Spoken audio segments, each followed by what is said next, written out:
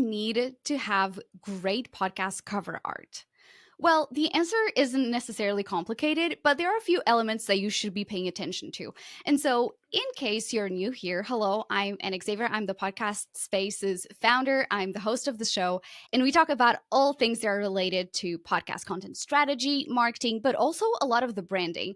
And one of my guests, Yesenia Bocanegra, that I had on the show before on episode 39, she is a video podcast coach, but before she was a photographer. And so I thought, hey, I can have Yesenia back on the show and talk to us about not only like the elements that you need for an amazing cover art that actually catches people's attention, but if you're thinking about incorporating your cover art on your overall branding, which is super important, how to get it done well in a way that enhances your brand recognition and just gets people to click. All right, let's get into it.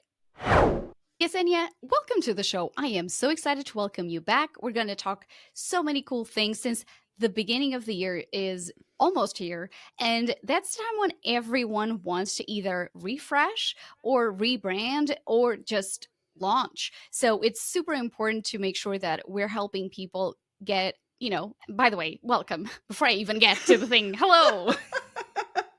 Hi. How rude of me. Thank you for having me on the podcast. I'm like, let's go to the meat. Anyway, thank you for being here. I appreciate you. So, I think that a lot of times people come to us with their podcast ideas, with maybe their podcast that they want to kind of like refresh. What would you say are very common limiting beliefs or just wrong things that people are just saying, oh, my podcast cannot be like this? So what would you be like your three things you're like, they show up pretty frequently on my calls with clients? So I would say a couple of limiting beliefs would be that your face has to be in the cover. And that's actually not true. You can have a very successful podcast cover graphic without having a face and make it all just either in an illustrator or typography or a photo of something else. As long as it represents the message of the podcast, it could be very successful. And I think that another belief would be is that you have to have all the colors of the rainbow from your brand in that graphic, and that's not true. Pick a color that might stand out, that you might use more often in all of your graphics and design and whatnot. That could be better than having all the different colors. Less is more, I think. And if you decide to go to the route of taking your photo and having your photo be the actual cover, then you want to make sure that you are picking images that allow you to connect with that audience. So meaning that you want to probably like a closer up shot, medium to close up shot, something where you're ideally looking at the straight at the person. So if you're looking at the cover, the person is looking at you. Or maybe you have an image where you're looking at the title of the cover, something that that is engaging. And if you're thinking of photography, then you want to make sure that the outfit that you're wearing matches the tone and the style, the content that you're producing in your podcast. Wow, we already got into so many good, like, okay, end of the podcast, goodbye. That was awesome. Well, thank you. Because I feel like a good exercise for people to see like what is actually good cover art.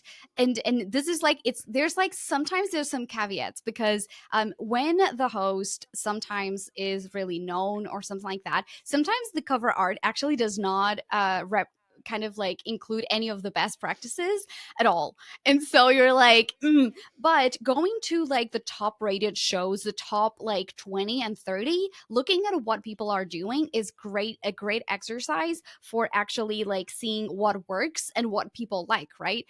So I would say like that's a really easy one before even getting into anything else that we're covering. But there are some studies. I think there's something along the lines of like people are 7 times more likely to stop on a feed when they see a human face versus typography versus an illustration, right? And so if you're going for the simple, just put your face, especially if you're a small business owner. But as you said, actually, can I point something? I'm glad that you mentioned business owner, because if you are the face of your business, then there is a lot of value in having your image as part of the cover graphic. But if you're building the name of a business or a brand, a podcast that is for a business, a larger purpose, and not just you as the personal brand, then that might be an indicative that maybe you don't need your photo. Maybe you need something different. It could be the logo or the title, something typographic, but that's something also that you might want to consider is like, who is this podcast representing? Is it an organization, or is it you as a person, as a personal brand? Yes, and one of the most popular podcasts out there is the Happiness Lab, and with Dr. Lori Santos, I think. And the podcast is just a smiley face, and it says the Happiness Lab, and like the eyes and the mouth are the words. And so Nice. it kind of aligns like a symbol that is very very known to people, like the smiley face that is like black and yellow, with happiness. So these podcasts is one of the top like worldwide podcasts, and they have no face. They don't have Dr. Lori Santos there. So Right. there's so many inspiration to go through. And one of the reasons why I wanted to have you here was really to share your experiences as a photographer. What would you say working with a photographer? I guess that would be like the easiest way, or working with someone who could be your photographer, wink wink, for the day, whether that's like your family member who's really artsy, or your child, or your cousin, or whatever. So guide us a little bit about like what would we need to think about. Well, the first thing is whether you are hiring a photographer or you're doing it yourself with your phone, or you have your camera and you want to take your own brand photos. Regardless, what is the reason behind those photos? Are you just launching the podcast? Are you refreshing the branding and the look of the podcast? Are you maybe considering and doing individual graphics for each episode, and you want to have a variety of your images for you to rotate throughout the different cover graphics? Knowing having your why clear is going to be very instrumental, because otherwise, well, because that is actually what's going to lead everything else in the planning of your photo shoot. It's not just taking pictures, it's not just like snapping a photo and that's it. You want to really dedicate time to that session, because you want to think of, for example, do you want photos inside a studio or in a place that looks like a studio? Do you want photos on location? If so, what type of location? Is your brand more classy, traditional? Then maybe an urban location is not going to work for you. But maybe you're a hip, modern, kind of edgy brand, then that location would work very well. Also, if you're doing anything for the season, like if you're taking photos right now and it looks like it's the fall or almost winter, depending on where you are, and your brand doesn't quite connect with that, then you want to also consider, well, the timing when you're taking the photos, and then what changes you might need to do to make sure that you have photos that, even though they're on location, they still represent your brand wherever that location is. If you're hiring a photographer, one thing that you would ask, or you should ask that photographer, is like, what locations can you recommend in this area that have this XYZ, enter description here, vibe, and then they could tell you what locations would work best for your brand and your needs. Okay, a couple of things from what you said. You cannot go for a photo shoot and not be prepared and expect the photographer to do the work for you, because they don't know your brand. And that's the thing that I hear a lot of people say, well, I got photos but I didn't like it. But I was like, were you proactive? Like the photographer cannot read your mind, and they don't understand what you want. And so going at it knowing, yeah, like what do you want these photos to be? And you touch on something very important, which is seasonal photos. I mean, again, like you don't want to be just having photos on your portfolio, or your, what do you call that, portfolio? Yeah, Sure. portfolio. Yeah, um yeah. and I'm like, oh, what are the terms here? That like the whole photo, you have no summer photos. It's just like everything is like winter. Like it's just like you sweaters. And I'm like, these are not very versatile. Just like your content is evergreen, your photos should be like flexible in that sense, right? So would you say it's worthwhile like taking props? And Absolutely. okay, so tell us a I little bit about, interrupted you. Go ahead. because actually when I went to my photo shoot, I thought about this all ahead, because I think about branding. So I was like, okay, Mhm. I'm gonna need them to go on the photos to go on my website, to go for like at the time I didn't think I was going to have a podcast, but I just thought like these need to be flexible. So I was like, okay, I need a portrait, I need landscape, there you go.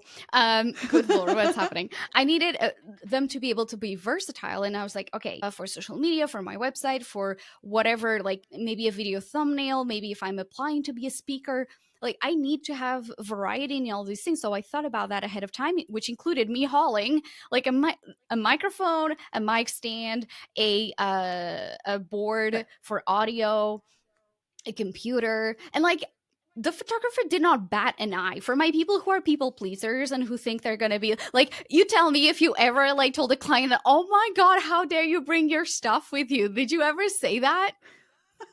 Oh my gosh, no. On the contrary, if you're hiring a photographer, I encourage you to bring as many props as you can that relate to what you do, even if it's just something simple as a savings piggy. Like I had a client where she talks about finances to Hispanic community in the States, and she brought this really cute little like piggy bank, and she uses it every now and then. And I love the That's piggy awesome. bank, and it worked out really well. But that was part of the thing that it relates to her Yes. because she talks about finances. So think about, look at your space where you work. What are things that you use on the normal? Like you have your phone. If you're a podcaster, then you have a microphone. If you do video with your podcast, then maybe grab a camera or a tripod, or maybe an agenda or something. Just look around you. What do you normally use? And write it down on a list. Actually, write it down, because if on the day of the photo shoot, you want to make sure that you have everything set and like available for you to use. um yeah, and definitely you want to know why are you using these photos, but then have you want that flexibility and that variety. So one thing that we haven't mentioned yet is like your outfit. Your outfit is super important because it is part of that representation of your brand. If is your brand like business casual, is it very casual, is it more like very pop and colorful? How does your podcast look? Instead of how it sounds, how does your podcast look? And like in my case, my brand is like casual and friendly and earthy. So you'll see a lot of like beiges and browns and like natural colors. And you'll see me wear those same colors throughout my Instagram stories and on my podcast episode. And you'll see it in the background if you're watching this on YouTube. So you want to think about how your images are going to look like and how they're going to be connected visually to the podcast. Yes. Oh my gosh, so much good stuff. I really love that. And again, also, and this is something that sometimes you need to think about, and it goes into that like, well, since I'm doing this, I might as well do something else, because I had clients who, one, did not have updated photos, and second, they were actually not happy with their branding colors. So actually we talked about like, hey, that now this is an opportunity for you to, even before you get into your photo shoot, you have to decide which branding colors you want to move to, because there's no point you going and not thinking about this and just going to the photo shoot and doing it Yeah. like that. Then just like 3 months down the line, you're like, well, none of this works, so you just wasted all this money. It absolutely makes no sense. I have to make a side note. So my branding that you see today, the yellow and the green.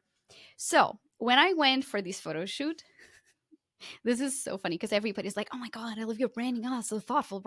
No, because I went to this photo shoot. I literally had created the company. I filed the company like 2 days before or something. So I had bought the domain, but I hadn't thought about like the branding just yet. And I got to the space and they had these backdrops. There were, one was yellow and one was green. And actually on with my sister the night before, I was looking at the clothes that I liked, and I just happened to pick green and yellow. And then I had Love like it. a couple of other colors. Like one was I think black, and the other one was like red. But like the majority of my branding colors ended up being that for just by chance. And people think that I put a lot of thought into that, and it didn't. But again, I guess like it just comes down to like I actually didn't have a company at the time, and it ended up working that the when I launched the podcast space back in 2020, yellow the following 2 years and still today is one really popular color because it's a happy color. It's Mhm. a It's like a color that incentivizes like positivity, just like sunshine. Think about all the things that like happen when you're in the sun. And it was by a total accident. So also sometimes like good things can happen just by accident, right? Like it can be your favorite Yes. colors. And would you say that that's a preferred thing? Like when people come to you and they say, "Hey, what should I wear?" What do you normally advise them? I think sometimes, and I myself started with that when I first started my photography business over 10 years ago. I defaulted to my favorite color, which is purple. I do not wear purple, but purple is my Oh, favorite color. interesting. So my brand was gray and purple, and it was for that for the longest time those colors. And then when I switched into like wedding, I went ahead and like switched it up a little bit. My dog has a very strong opinion about my brand colors. Yeah, we can continue. The dog's probably dog's gonna bark. It's fine. So no, that's fine. Probably people are thinking, "Oh, that's my neighbor's dog," of course. Yeah, but yes, sometimes or oftentimes people start with their favorite colors and it might work, but you definitely want to look at what is the podcast about, what is the content, and if those colors actually do support that, because colors do have representation, they have meaning. I come from a communications background, so there's like this the whole semiotics about color and font and all that comfort, all that combination in the mood and the emotion. So do a little bit of research, definitely, to see if check out if there are other brands in or other podcasts that are alongside that topic, or even other brands within that topic. Doesn't have to be a podcast specifically, but check out what colors are more frequently used in that type of industry, and see if that's something that might spark your interest. And again, you definitely want to feel comfortable with the colors that you're choosing, because it's an investment of time and investment of money if you're hiring a photographer, but also like your website design, your graphic, everything. Those colors, the fonts, the images, everything needs to represent what you're talking about and the impression that you want for people to have whenever they see it. And a very clear example of that was, for instance, one time I consulted with a client that she was in the yoga world, and she really, let's just say she was very sportsy. And so basically, she wanted to create things that were very like outdoorsy, masculine energy, like aggressive fonts, like really strong colors. And I was like, hang on, but your podcast is all about yoga and like mindfulness. And there's going to be a disconnect between the feelings that we associate with these types of fonts, they're like action and stuff like that, with the purpose of the podcast. And so she had no idea about that, and I'm glad that I caught her at that point, because she's like, oh, I have all of these ideas. And I was like, that's, maybe we use the same colors but neutrals. And maybe like maybe still those same shades but just muted, and then the fonts will have to be completely different. So what were you going to say? No, I was gonna say yes, I agree 100%. Like if you like a particular color combination, maybe tone it down a little bit, make it more muter, softer, more a pastel version, maybe. Because when you exactly you think of yoga, you think more softer colors, flowy, and not so many in more organic shapes versus um, let's say crossfitting, Yes. bold, impactful. I'm thinking red, black, red. Um, Very like stark contrast. You want to do that research of knowing of seeing if those colors and that style kind of matches with what you with the message behind that podcast. Yeah, like the same colors, but just more muted. So before we get into like poses and stuff like that, I would love to talk about semiotics, because both of us studied that and we were like nerding out on stuff. What would you say are some elements that overall people should be focusing on? So I'm gonna use the your frame right now, what I'm seeing from within the Riverside platform, because it's a perfect example. Um, your logo. So one thing that you would definitely want to keep an eye out is balance of the elements. You want to have a balance of larger, medium, and smaller elements based on the importance of each of those elements. In this case, you're designing a cover graphic that's for your podcast. It's in a square format, but typically, where do people scroll and see those graphics? On a phone. And what size are those graphics? They're super tiny. So you want to make sure that your whatever you're designing is easy to read and see in a very small graphic when you're scrolling through your phone. So like right now, your the logo, the podcast space is really big and bold and it's bright. It's yellow because of the light, the actual light color. So it's popping out from this darker green background, which is your brand color. So perfect. You are then also located on the right side of frame, a little bit bigger because you are closer, but I can see your face clearly and I see a microphone. If you're going to use that as a cover graphic, you may or may not have to use that microphone. That's your choice. You do have, I can't, you have something fun in the Oh, background. it's my I don't, grandfather's recorder, tape I recorder. love it. I love it, by the way. So there's like the element of like an interesting story there. By the way, Right. elements of like that actually have bring in the storytelling of like the why is that element there. So don't put random stuff behind you. By the way, sorry. So go ahead. No. Yeah, definitely don't put random stuff behind you. Like I have right now, I have this little weave thing. I was not in this space when we originally Yeah, we had a lot of tech initiated. issues, so this was us pivoting. Yes, exactly. So this is what I would not do because it's kind of messy.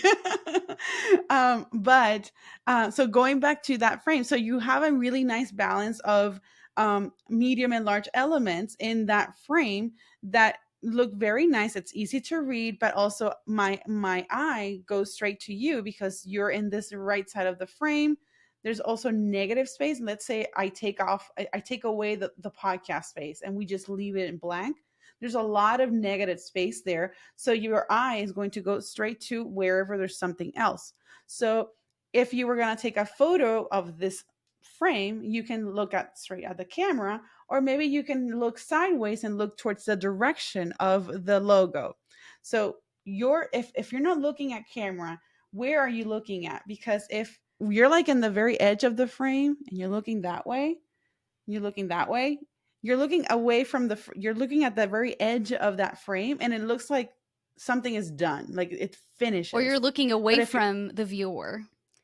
exactly, but if you're looking out towards the other direction, then you're looking at that. So it's more engaging visually. So where things are and how things interact within that square is super crucial. So take a moment and pause and put it super small. If you're designing it on Canva, do like reduce The the size. percentage, the size, so that you can see how it's read from a very small perspective and see what catches your attention. And then definitely the balance of the colors and the contrast. So you want to make sure that it is easy to read, but that if you have a font that's very thin, that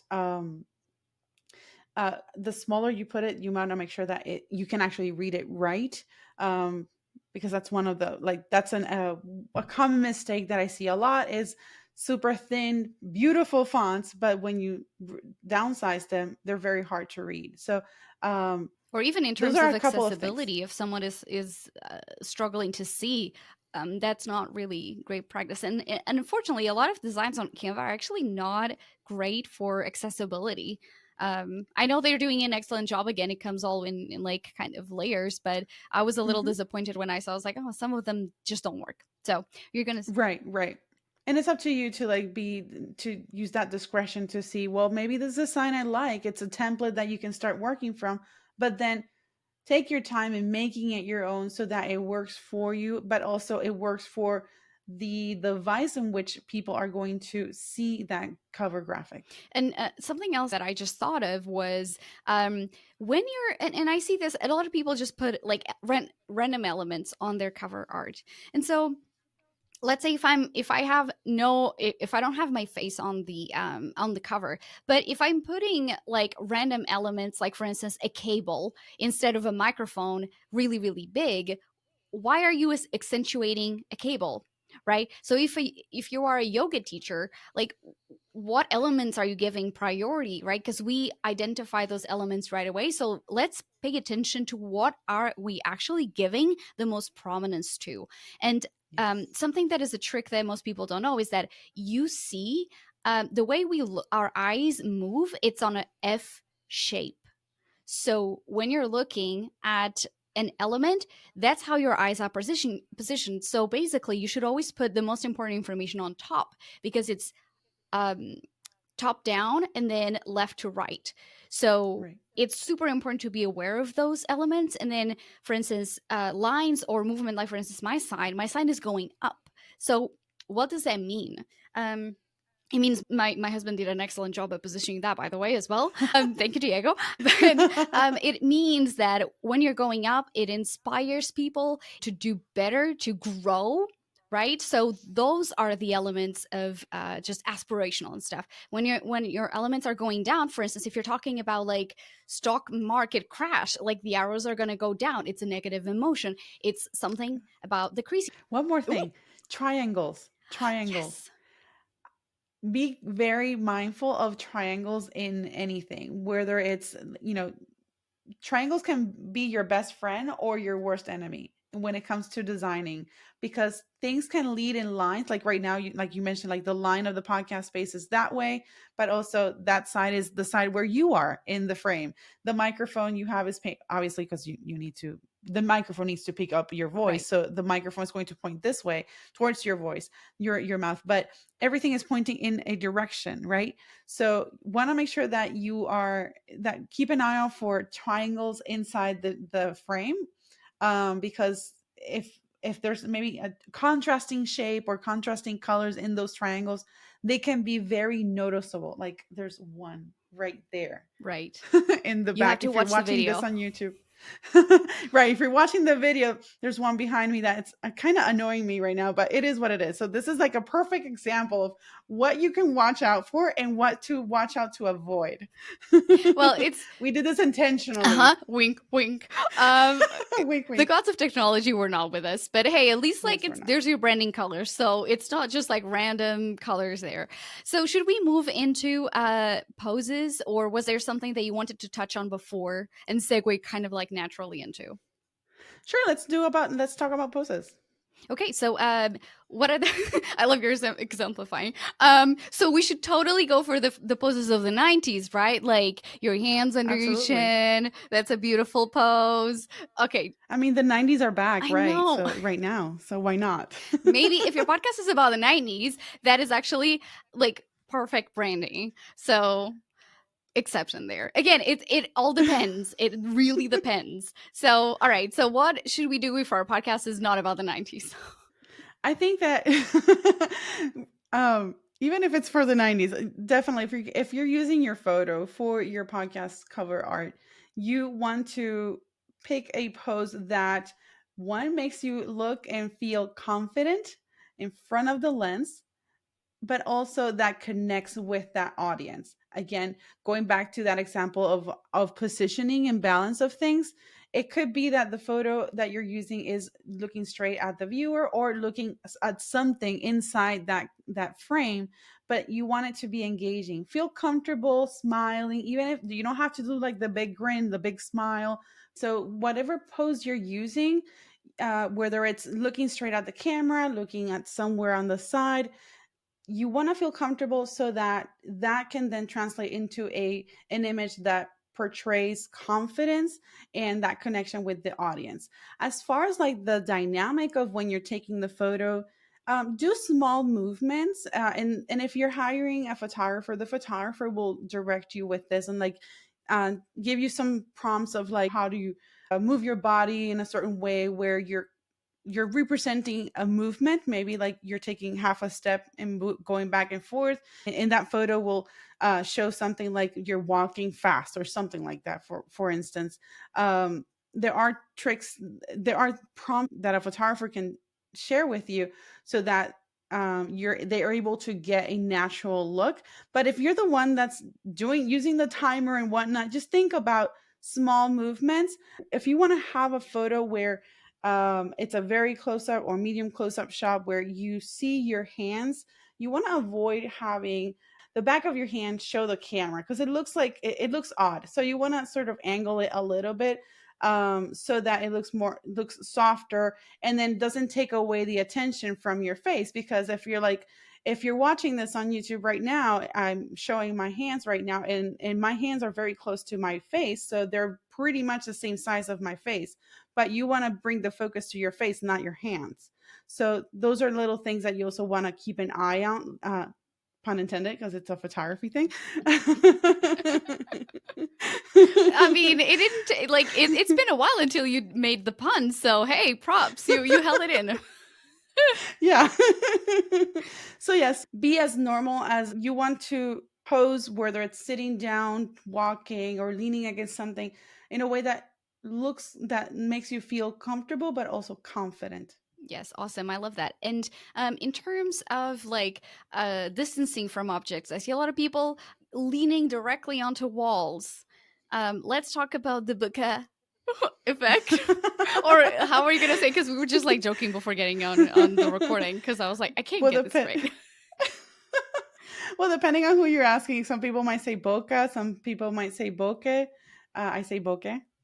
Because it's an e at the end. But anyways, technicality aside, uh, when you lean, that leaning against something can help you uh, design a pose, if you will, because sometimes we don't know what we're doing with our hands, right?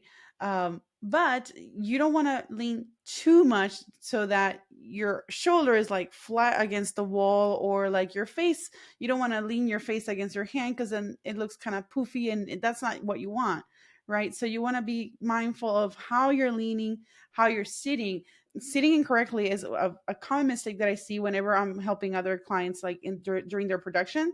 They will sit down on a chair and they will lean back. Mm, Guess what? When you lean back, what shows further? What is closest to the camera?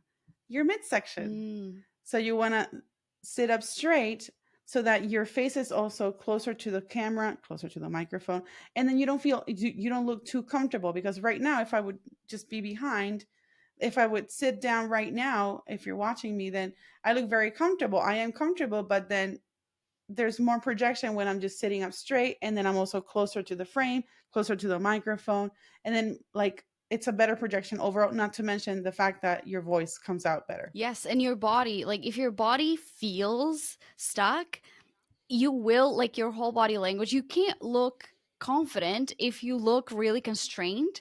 Oh, I have to ask you about these poses that are on the internet all the time. So, exactly. The crossed arms, looking like really mean or really bossy. Like what are these poses? Are these poses good for us? Like what's the deal about this? It depends on your brand, depends on your personality. If you don't like them, don't do them. If you're okay with it, perfect. A photographer might default to that, and you say, okay, this is great, but this is not my style. And this is actually I'm glad that you mentioned this, because when you are preparing for your photo shoot, you want to look at examples of photos that you like, and that includes poses. Because if you're working with a photographer, you can share with them the photos, whether it's like a Pinterest board or something, and say, hey, this is sort of the look and the vibe, the posing that I would like. Because poses definitely convey a message. Like, you see a lot of those like hands crossed in the front, because that's like a very power pose, and it's a common pose in headshots. It's not a bad pose, it's a very traditional pose, but it doesn't mean that it works for you. So again, go back to what is the style of your podcast, who is your audience, and then decide if that's the style of posing that you need and that you want for your photos for that cover. And there's also like meaning in like crossing your arms, because it also means that, and again, body language, literally Google body language poses, because having your arms crossed indicates that you're not very open for things. And Mhm. so if your podcast is about like, let's say, mental health and opening up about the struggles of mental health, like you could not have a podcast that is like you cross. Sure, you look professional, but unconsciously, what is the message that you're conveying? That is super important. Would you want to add anything to that? Yes, one other thing that I would like to add to that is the angle of the camera. So Yes. you're talking about the hands, like crossed hands in your front, but also the angle of the camera will really impact the perception that the viewer will get when they see your photos. So if the camera is looking up at you, then there's a sense of superiority. From that person, from you in this case, and then the viewer, or versus if it's eye to eye, then that kind of makes it more look like peers, versus like you're looking down at them, which will make you look more, smaller, diminished, And more um, vulnerable as well.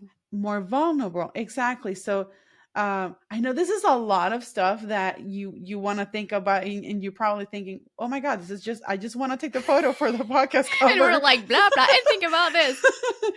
And the thing is, you want to start, period. Just start with something that you feel that will address this. It doesn't have to be the perfect photo, the perfect branding. You can change it, but whatever you're doing, at least make it look that it does connect with your audience, and that it serves, it represents a visual aspect of your podcast. Yes, that was so good.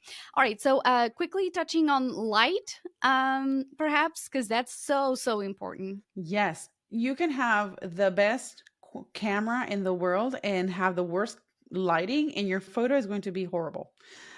You can have the cheapest camera, maybe and I'm gonna say an iPhone. It's not cheap at Yeah. all, but when you compare it to a professional photography camera, then there's a little bit of comparison right there. But you can have your iPhone, your old iPhone, take your photo, and if you have the perfect lighting, that's awesome. And by perfect lighting, I mean, like, you want to make sure that the lighting is falling on your face in a way that highlights your facial structure. So ideally, a go-to lighting um, direction, if you will, is you have your light in front of you at a 45-degree angle going downward.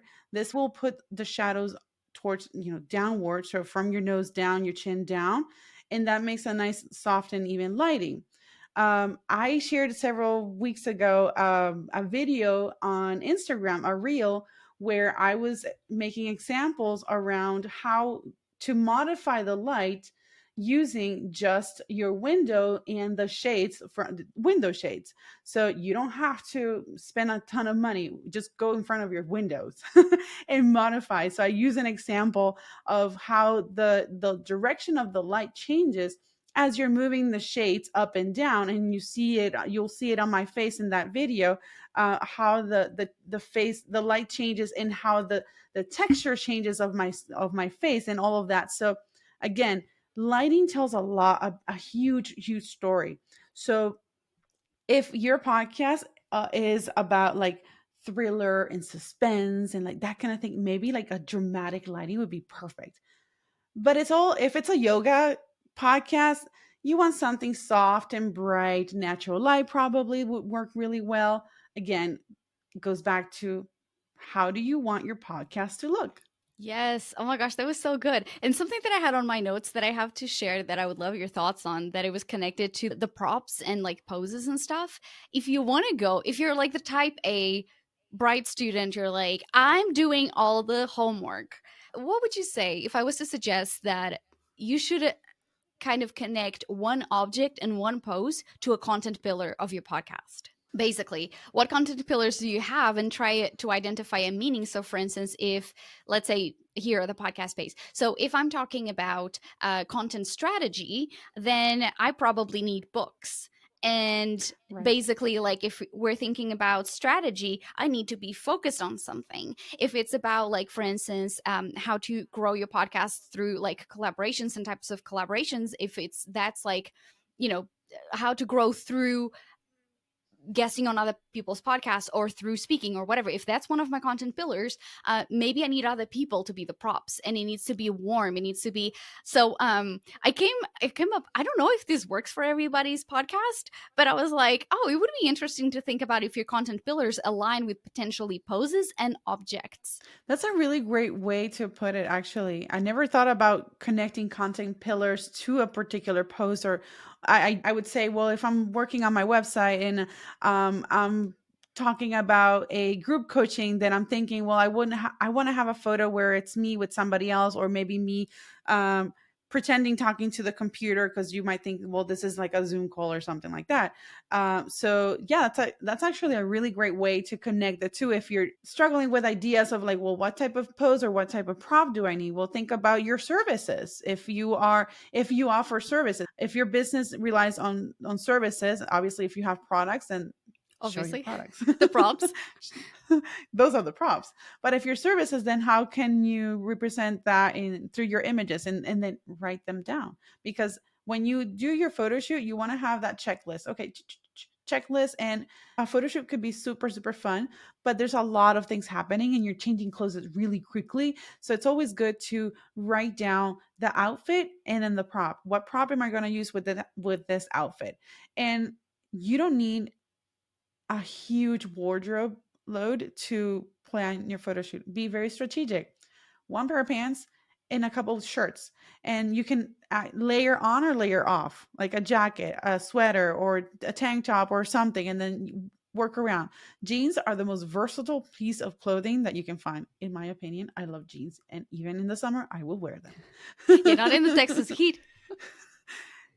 Yes, I do. Wow, that I is am love. weird. I am legit. I just love jeans. That is amazing. Yesenia, did we cover everything that we wanted? Because I feel like there's so much. I am loving this episode. I don't know about everybody else, but I'm like, I'm here for it.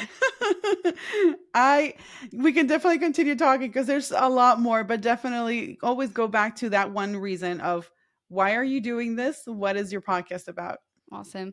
Well, I think we can close the show and then maybe do another episode about like something else that we're like, this great idea. So, Why not? if people want to work with you, either at least like give them your Instagram account. You share so many awesome tips so people can connect with you there. Thank you. You can find me on Instagram at Focus and Bloom Studios. That's where I hang out most of the time. I also have a podcast in English. It's Focus and Bloom. And I have a Spanish podcast, which is Bloom Creativo. They're both about video marketing and podcasting. And then you can check out my services, my podcast production services at focusandbloomstudios.com. Awesome. Well, thank you, Yesenia. I appreciate you. This Thank was you. so fun. I feel like I've learned so much. I do need a new photo shoot because now so much of my hair is gray. That I'm like, I don't think, and I changed glasses already twice. So I'm like, a photo And your shoot. hair is shorter than the ones than some of the photos that you have. I know. It's a problem being a creative because I literally change my hair every 4 months. So Me too. it's problematic. But at least you're a photographer. You can take photos of yourself. So that's the benefit. Yeah, there's that. Wow. All right. Well, thank you so much. And for you listening in, I hope you enjoyed this episode. Please share it with us on Instagram. I'm at the podcast space. All the details that we covered in this episode will be on thepodcastspace.com/podcast. And obviously the number of this episode. If you haven't, please check the video episode because I think that it will make a lot more sense. So share with us what you've learned. If you're going to do a new photo shoot, tag us on your new photos. If you're using the poses we talked about, we'd love to see them. I've been Anna Xavier. I'm the founder of the podcast space, and I cannot wait to hear from you. So just keep creating content that's imperfect, but moves you forward.